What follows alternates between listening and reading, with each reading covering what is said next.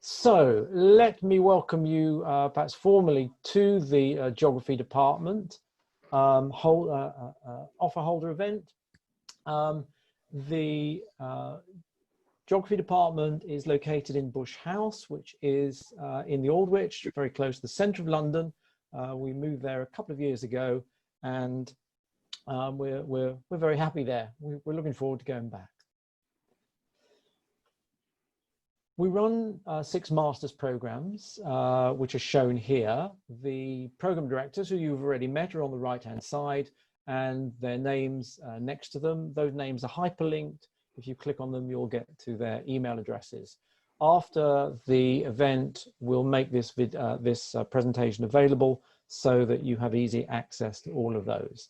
Many of our master's programs have been running a considerable amount of time. As Richard said, geopolitics, territory and security has been one of the longest running programs, and we also have some new programs like climate change.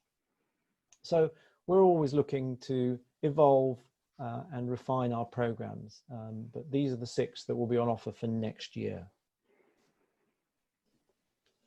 I suppose a question, why do masters at King's? And the simple reason is we are one of the world's leading universities.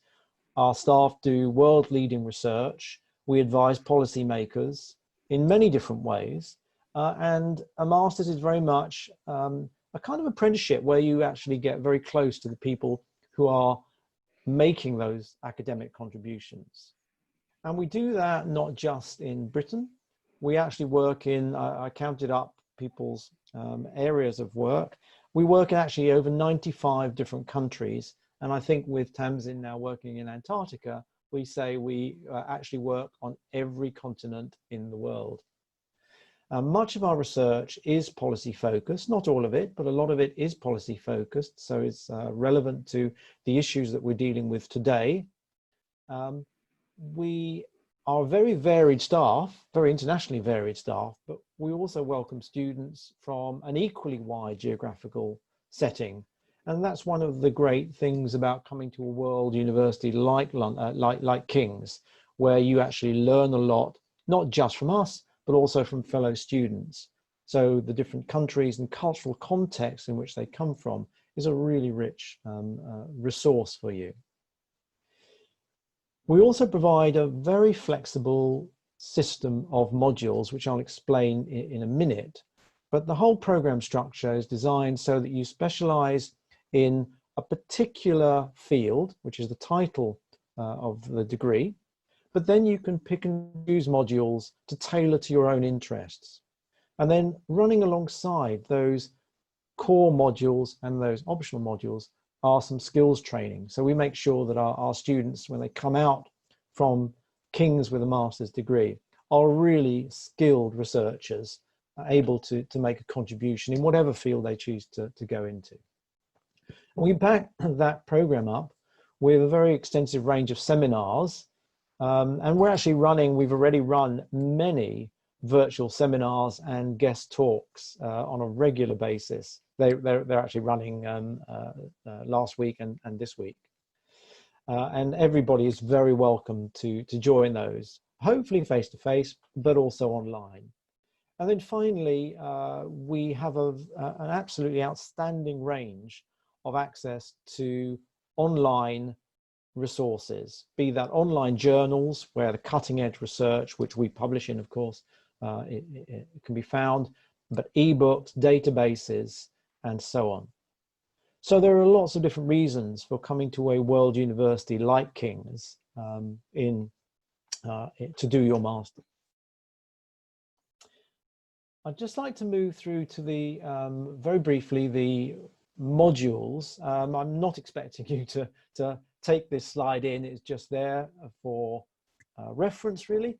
These are the modules that we currently run, and these are on the left-hand side, and on the right-hand side are the different programs, and the boxes that are highlighted show you potential options of what are the core modules, but also how you can combine these different modules to tailor each degree to your own specific interests. We run around about 35 to 40 modules in any given year. They vary from year to year depending on staff availability, but they're usually around about that number. So it's a very wide range of modules, and we're able to do that because we have one of the largest master's cohorts and set of master's programs in the country.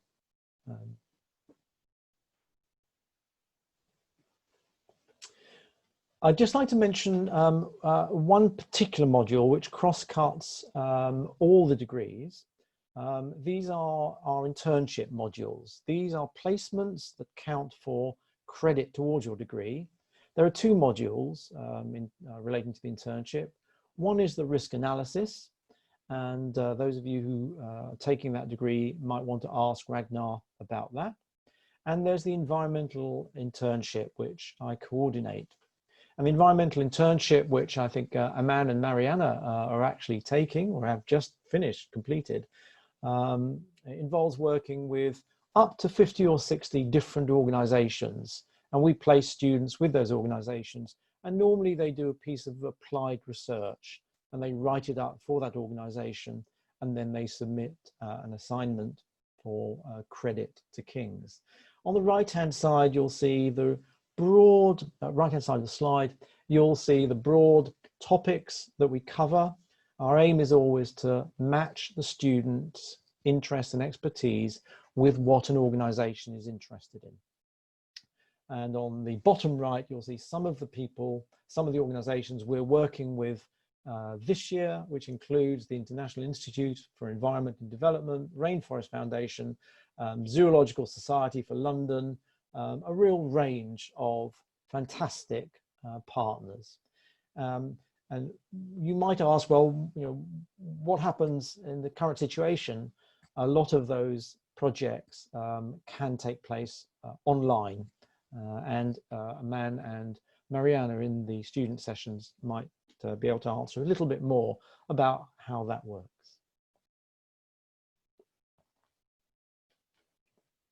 Well, what are our guiding principles for the coming year? It's going to be a very different year. As I say, I've taught at King's this is my 41st year teaching at King's, and without doubt, this is the most unusual of them. But it's also one that I'm actually really looking forward to as an opportunity to learn some new ways of doing things. These are our guiding principles, which will help us through the next year.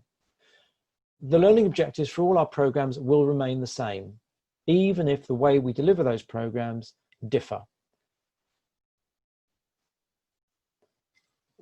We have expert academic staff. They're passionate about what they do, they're knowledgeable about what they do, and we value and respect that passion and expertise, and we want that to flourish. And so the academics have control over what they do in their modules and how they deliver it. The college and the faculty and the department support that. The content matter is entirely up to the academic staff. So they're always bringing fresh knowledge, fresh expertise into each of the degrees. Now, the COVID situation is clearly very unusual, but we are absolutely committed to ensuring that wherever students are, they will receive a similar learning experience, even if that means we have to repeat learning activities. If we can teach on campus and it's safe to do so, according to the UK government, we will do so. If it's not, we will teach online. And if there are some students that cannot attend for whatever reason, we will make sure that they have the same experience as those who can. I just wanted to emphasize that we are absolutely committed to that principle. And finally, we recognize that in a virtual world, socializing and fostering a sense of community and cohort identity will be different. We will ensure that the modules will include a range of different kinds of materials that will encourage you to bond together and to develop a sense of cohort and mutual support. It's not just about following what's written in the books and what's written in the journals. It's about learning from each other. And we need a range of different activities which we will provide in order to make that possible. Now, how are we going to do this? Well, the core teaching in any of our master's degree are the lectures and the seminars and the workshops that lie at the heart of each module. In the first semester, we will be delivering those online.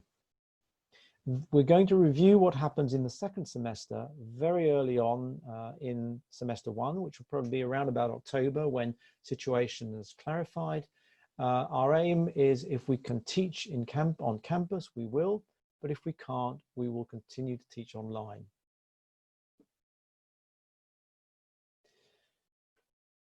It's most likely that the small group activities, the seminars and perhaps some of the workshops that require face-to-face contact will be prioritized should the campus reopen.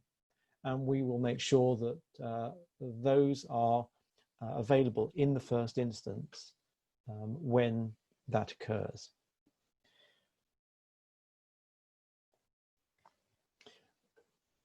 Running alongside those modules, there will be a range of online resources which will encourage you to self-learn and self-assess, such as problem solving, scenarios, case studies, videos that you might be asked to look at before joining an online session, quizzes, podcasts. We have a range of those. And if you want to get an example of what some of those might look like, our Offer Holder Hub have a couple of talks and short videos, one by Ragnar and one by Tamsin, to give you a sense of what that kind of learning activities might be like as part of the program. And finally, we use a system called My Reading Lists, which links up to online reading. So chapters from books, ebooks, and journals are linked up online so that all you need to do is go to the reading list, click on the link, and it will open the relevant resource. We have that already. We use it extensively, but I just wanted to emphasize that it's not a question that you have to physically go to a library. If that library is not open, there is plenty of opportunity to carry on with reading. How are we going to do this? What kind of technology are we going to use? All our students have access to the Microsoft Office 365 package, which includes Teams. We will use Teams as the college supported platform, but if necessary, we will also use platforms such as Zoom. We're very keen that students continue to work collaboratively, and we'll develop that through platforms such as Padlet, and our virtual learning environment, which we use already extensively, which we call Keats, will provide opportunities for group discussions and fora. I'll run through Keats a little bit later on in the presentation.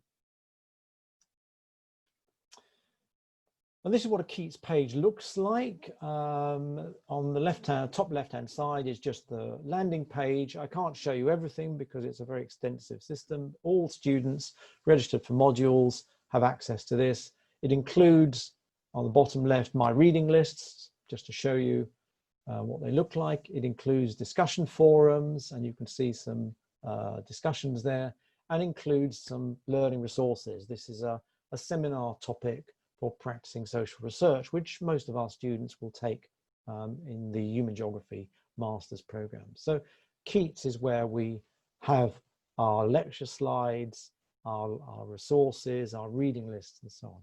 So it's already available online to all our students. Where lecture capture is operating, most rooms have the ability to record the lecture. Those lecture captures are automatically added to Keats, so you can review lectures or seminars if they've been recorded.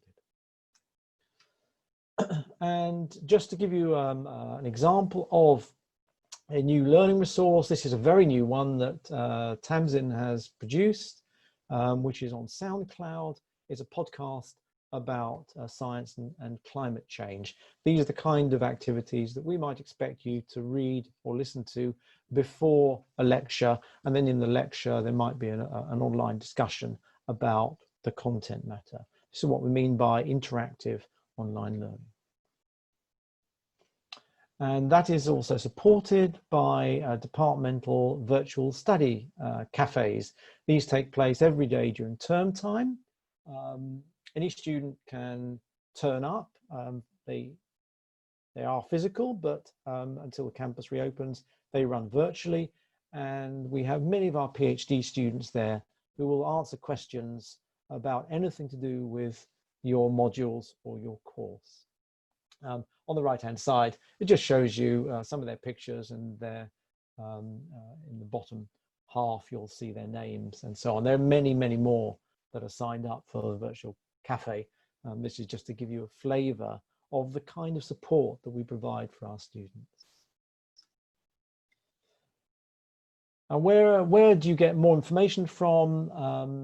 Coming to the end of this particular presentation now, there's a very good applying and enrolling at King's self-service site. The link is on the bottom of this slide. Again, because we will make this presentation available, you can get that link directly from there, or you can go to the college website and find it from there. But it is basically selfservice.kcl.ac.uk. More specifically, if you want more information about our offers, our programs, if you want to listen to some of the talks and the podcasts or mini lectures or summaries of our programs again, then our Geography Offer Holder Hub has that information. The hyperlink at the bottom is where you can access that.